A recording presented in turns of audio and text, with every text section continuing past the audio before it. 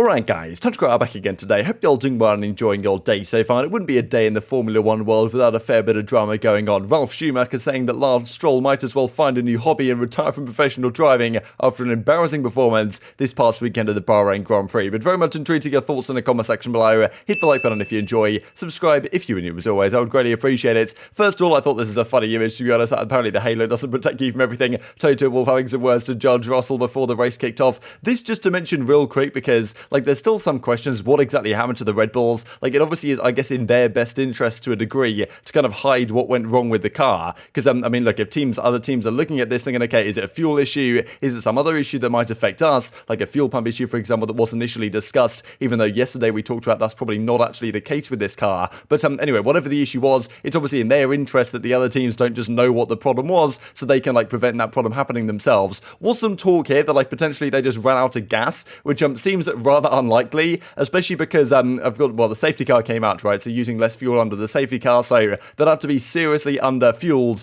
for that to be the case. But, I mean, still, more than likely, it's something to do with fuel vaporization and the fact that there's now 10% of this kind of biofuel going on. Maybe that has some other properties that Red Bull kind of, anticipated less well than other teams. Maybe the other teams overfueled slightly just in case it kind of behaved in a different way to what Red Bull did. So, who knows? Of course, it affected both of their cars. Doesn't seem to be an issue with the fuel pump, as we talked about in yesterday's video, that part, it may have had some other issues, but apparently wasn't the cause of this one. So, still, maybe we'll find out more in the coming days. I'm sure the teams are going to do the best they possibly can to, prevent this issue happening, and Red Bull have to make it, very sure indeed that it's not going to happen next weekend in Jeddah, because, they can't afford to lose out on points again while they have a pretty strong car as they seemingly do at the present time. Let's talk about Haas then. Mick Schumacher, fantastic race from him at the weekend. I'm pretty sure his highest ever. I think he was P11 in the end. Hasn't got points yet, but still, I'm pretty sure that was his highest ever finish in a race, so congratulations. Turns 23 today. Now, speaking of the Schumachers, Ralf Schumacher, the younger brother of Michael Schumacher, basically had a few words to say for Lance Stroll in Bahrain. So, of course,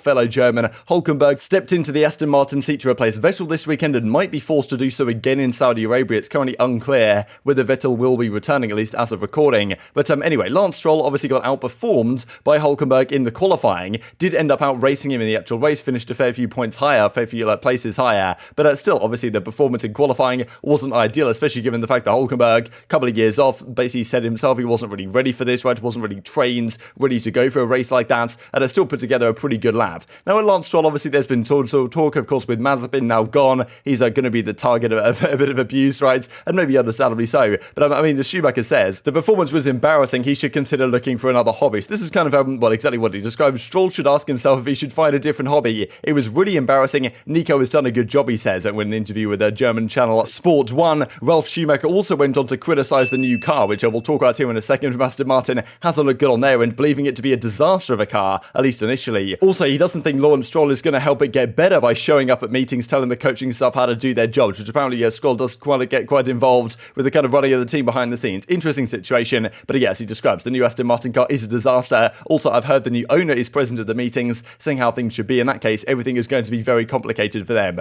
So, I mean, yeah, should Stroll just get out of there? Obviously, didn't have a great qualifying, did manage to turn it around to some degree in the race, but of course, the car is definitely going to limit the driver's potential in that seat this year, because, the Aston Martin didn't look great this past weekend. Now, speaking, of course, of Aston Martin being in a pretty tough spot, Berger has a few words to say for them as well. So, Mike Crack, formerly involved in the DTM side for BMW, I believe, as Berger's not convinced at all this car's going to be any good, or actually that this the team has any future under Mike Crack's leadership. So, strange situation, really, that, of course, he's only been there for a month or so, and, of course, didn't really oversee the development of this new car from start to finish. But, Berger does not believe at all that he's got basically any hope. So, I'm pretty sure he said this earlier this month and basically just went on to defend his kind of opinions, just last night, saying, okay, that was my opinion. Let's see what can be done. But when I watch what was done in DTM, I just don't see the way forward for Aston Martin with him. In all the years I've been there now, BMW has, his former team, never really been consistently competitive. You could see always they'd be on the starting grid in a good position one day, don't know where they'd be at the next day, right? So the inconsistencies, he reckons, when you watch it and see this over a longer period, you question the people behind it, and he was leading the project. And of course, that's DTM. F1 is a different league. Here you need to be the best of the best in the world. I don't see that happening. So he has no faith that Aston Martin are going to be able to turn this car around, and with limited faith in the drivers, doesn't really paint a fantastic picture for the rest of the season for them. Of course, another team finding themselves in a very tough spot, interestingly also Mercedes powered, we'll dive into here in a second, was the McLarens. Now, Lando Norris with a few disappointing words if you're a McLaren fan, to be honest. I think Daniel Ricciardo said something like hopefully this is just a speed bump, we can get over it. But at least if you're Mercedes, you're okay. You're a few tenths off the pace. You need to find some pace in the car. But you feel like the car has potential. Whereas if you're McLaren and you're like seconds off the pace, it's just a disaster. Like we'll have to look at in a few minutes' time at the kind of pace per driver for the average of the Grand Prix. And like the McLarens are way down the pecking order, right? As of course you could see in the race, but most certainly not what they were hoping for coming into this year. So Lando basically says, look, the car is just not quick enough right now. He doesn't think this is going to be a quick fix by any means. Says the car just straight up doesn't have enough downforce. And that's the thing. Not only is their engine, the Mercedes engine, seemingly weaker than the Ferrari one, certainly this season at least so far, but the actual car itself seems to be a bit of a disaster, right? And honestly, it looks so good. I'm pretty sure they topped the timesheet right at Barcelona the first day or two, and Lando was like, okay, wow, people are going to be hyping us up, and that's not a good idea. And it turns out that since putting the Google Chrome rims on, they've fallen back dramatically. Obviously, the braking issues they had in the Bahrain test weren't ideal for them, but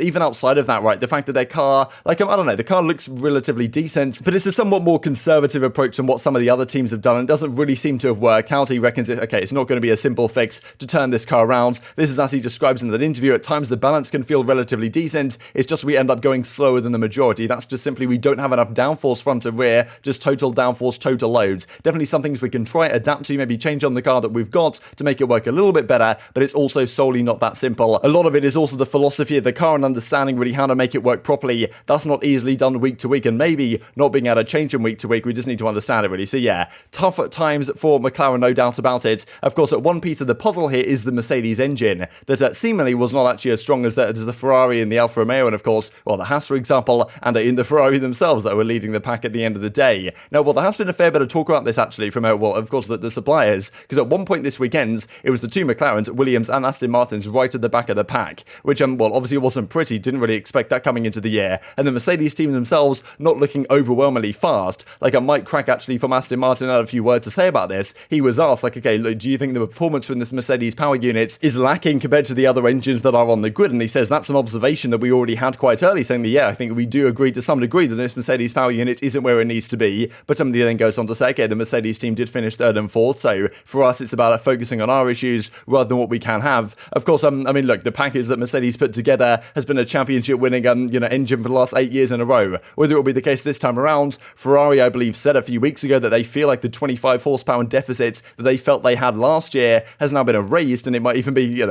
on the other direction now, right? Based on what we've seen so far. Hulkenberg from Aston Martin also said a few similar things, right? He basically said, sort of seemed a bit off today, even with DRS. Sometimes I just wasn't catching people. We seem to slow down a little bit on the straight, a little bit down on speed. And Lando also says, potentially that's true, but Mercedes still third or fourth. It's definitely not helping, you reckon? So yeah, definitely some comments about the Mercedes power unit not being ideal. But for these teams at the bottom, certainly some other issues they've got to figure out before we get to that point. Just to finish out the video, then I thought this is kind of funny, to be honest. Toto and Horner maybe making up amends to some degree, trying to figure out how they can actually stop Ferrari this year, what they can complain about to the FIA to try and slow the Ferrari guys down. But as I promised, this is at the driver lap times through lap 3, of course, after kind of the start of the race, to lap 44 when the safety car arrives pretty much just before then. And this is the overall lap time. So you can see the McLarens way down the pecking order. Norris had the overall slowest on average. This is basically like a box plot, right, where you've got some outliers here in the circles. You've got the quartiles, right, if you guys remember from school. And then this line here will be the median. So Leclerc quite ahead of the field. Interestingly enough, I was quite impressed, frankly, at how, the consistency, really, at least in terms of these middle quartiles of Hamilton, Alonso especially, is pretty remarkable. And of course, a lot of this will be down to degradation, this type of stuff as well. But in fairness, if you look at Hamilton, let's say in theory, you just say that, okay, Hamilton was getting the best out of the Mercedes and Verstappen was getting the best out of the Red Bull. Like, the difference here isn't immense. It's like 3 or 4 tenths, which, especially considering the Mercedes, they did those laps where they had the hard tyres on. It's not maybe quite as bad as they were thinking it was going to be. Like, of course, they are still a way behind at Leclerc in the Ferrari, but maybe the story will change going to Jeddah. It could be a very different deal indeed. But yeah, the Mercedes are up here, like, Russell a little bit behind. As I say, though, with the hard tyres that they decided to go for, didn't really work out. Like, not a real bad showing at the end of the day. Verstappen just ahead of Sainz in terms of median time, but this is median. It's not, it's not mean, right? So things are a little bit different. Thought this is pretty interesting as well, actually, the media ratings generally, like, kind of across the spectrum for the drivers for this race. Now, of course, this is already going to be biased, or always going to be biased to a degree on the performance of the car. You can never really get away from it, right? Because in your head, like, let's say you're trying to rate, Lance Stroll performance or Lando Norris's performance, for example, this weekend's, even if he did drive a great race, he's still, like, way at the back of the field at the end of the day, right? So, difficult times to actually give a reasonable expectation of how well these drivers actually performed on the day, based on, the whole car perception is always going to be there and thereabouts as well. But, Leclerc gets number 1, 10s across the board. To me, somewhat somewhat surprising, really, the fact that, I don't know, I feel like a 10 should be reserved for, like, an extremely special performance. Leclerc basically made no mistakes and well, played a fantastic game. I feel like a 10 should be reserved for a kind of, like, once-a-season race, like, you know, Hamilton in Brazil, for example, last year or something. But, you know, that's maybe just my opinion. Magnussen in second, Verstappen third, average 8.6, Hamilton fourth, average 8.5, then it kind of goes down from there, and yeah, Latifi down here in 20th, but of course it's always going to be biased, as I said, by well, how well the car did to a degree on the weekend. And if you guys follow the COD channel at all, you'll know about Lion Man, and here he is with a beautiful F1 card for Charles Leclerc, having won the first race of the season. Put it on the big screen for you guys to enjoy, but very much intrigued to get your thoughts on all this stuff in the comment section below. Hope you guys enjoyed the video. If you did enjoy it, hit on a like button, tell us the YouTube gods this is a good video, others like you should see it as well. Thanks for watching as always, take care of yourselves, and I'll see you next time.